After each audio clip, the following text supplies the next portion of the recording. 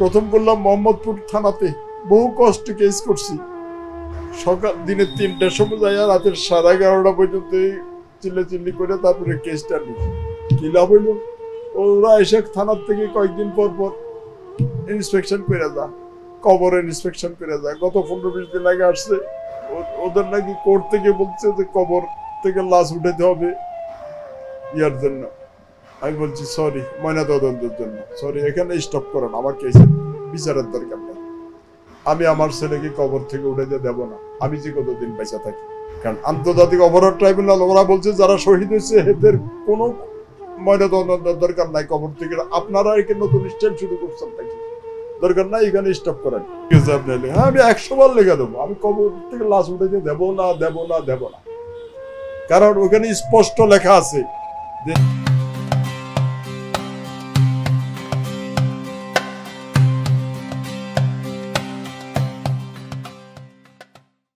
তারে গান শট দিয়ে সরাসরি স্পটে মারা গেছে। হ্যাঁ, আবার এখানে কিসের তদন্ত, কিসের টেস্ট? কারণ ডাক্তার থেকে আমাদের ছিল না, ডাক্তার তো আপনাদেরই ছিল। এই করে আমি বলছি দেবো না। আন্তর্জাতিক অপরাধ ট্রাইব্যুনাল আমার মেয়েরে আমি বলছি যে বলছে না আপু, ওরা এটার পক্ষে না, ওরা বলতেছে কোনো ময়নাতদন্তের দরকার। তো এর কি বিচার আর কি পাবো? আন্তর্জাতিক যেটা মোহাম্মদপুর থানাতে করছে ওটা আনতে বিচার পাবোই না। কারণ যাদের নামে কেস দিচ্ছি এরা বহাল তবিয়তে এখনো চাকরি করতেছে। আমি আলতু বলতে বাইরের কারো নাম দিই নাই, কারণ আমার ছেলেদের সরাসরি গুলি করছে পুলিশ, এবং ভিডিও তো দেখতেছি সব পুলিশ সামনে। আমি কেন সাধারণ জনগণের নাম দেব? এবং আমার মনে হয় এই পর্যন্ত যতগুলো শহীদ ফ্যামিলিতে কেস হয়েছে শহীদদের জন্য সবচেয়ে মনে কম আসামি দিছি আমি, মাত্র 13 জন। ওই যে ফ্যাসিবাদ থেকে শুরু হয়েছে, ফ্যাসিস্ট যে ব্যাংক তার মন্ত্রী, আর এখানে ওই যে ওই সময়ে থানায় কর্মরত বিভিন্ন অফিসার। যতক্ষণ পর্যন্ত ছেলের হত্যার বিচার না পাবো অতক্ষণ তো বলবো যে আমার মনের আশা পূরণ হবে না। এই যে আন্দোলন করছে, আন্দোলন করে শহীদ হইল, ওইটা কোনো সাকসেসফুল না।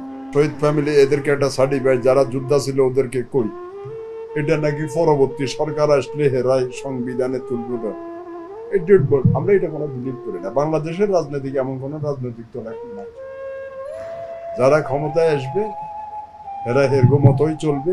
এইসব জুলাই আন্দোলনের এগুলো সব আর খেয়াল থাকবে না।